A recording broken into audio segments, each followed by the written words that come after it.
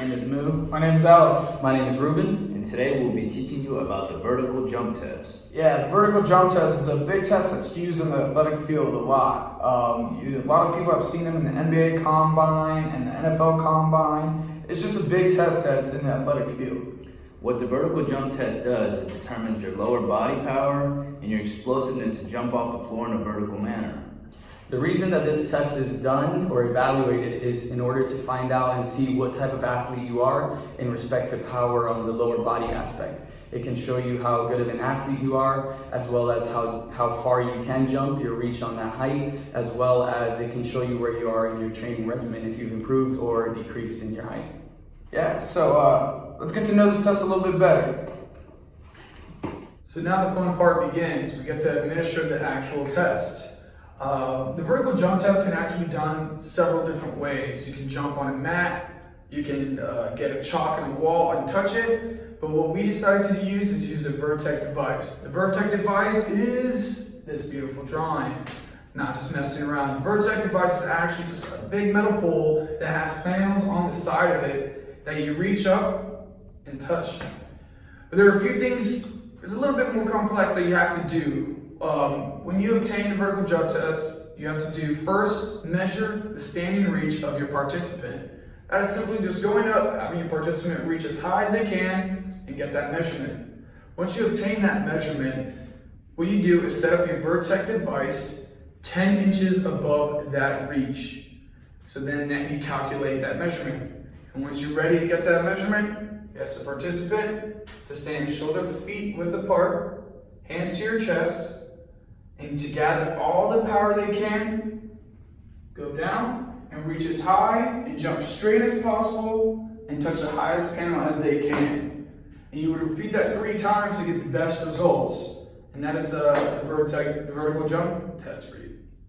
So for the vertical jump test, we ended up using the Vertec device. Main thing you want to do with that Vertec device is you want to place it on a place that's a flat ground.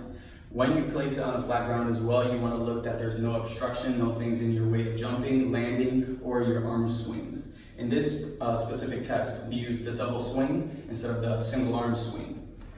So the positioning is going to be your feet shoulder width apart, as well as you want to make sure you're standing right under the Vertec device's panels. Reason for that is because you don't want any displacement errors.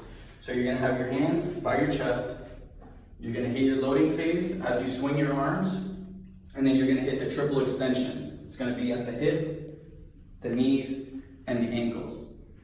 And again, you want to jump vertically as high as you can, not forward, back, or side to side. You want to make it as vertical as possible. So here's a couple clips of us actually doing the vertical jump test. Question for the ability it's very apparent to me Good. that they didn't do anything during the stand up and say anything or You want to write it down? Really? It should say. Good one. 1.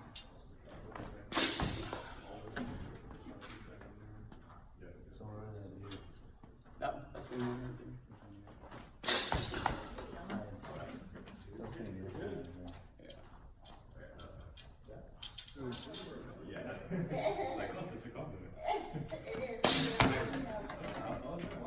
So as you were able to see our jumps, we ended up doing a total of 3 jumps each. We ended up adding that up, dividing it by 3 to get our average.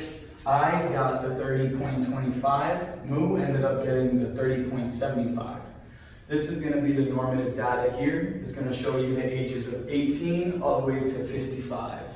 With our age group being the 18 through 25, the worst being greater than or less than 18 inches, poor being 18 to 24, below average being 25 to 28, average being 29 to 32 inches, as well as above average being 33 to 36, good being 37 to 43, and then last but not least, that excellent is going to be anything greater than 43, and we're talking about huge hops here. 43, you're going to be able to jump right in that hoop in there. But we ended up falling on the average side of that, right in between 29 and 32, which is not too bad. Definitely still want to see that improvement because one day I do want to dunk, even though I am 5'7". But that was the test right here. We did get a little bit of fatigue in there, but that's why we only did it 3 times, so that we didn't get that fatigue.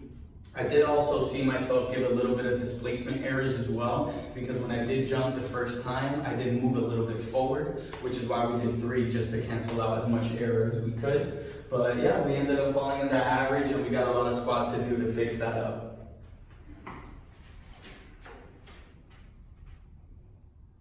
Alright guys, now it's your turn to administer this test. As you can see throughout our video, this test is pretty simple to administer to anybody. It can be a trained athlete or even someone that's trying to get a start on what they need to do to better improve their jumping ability.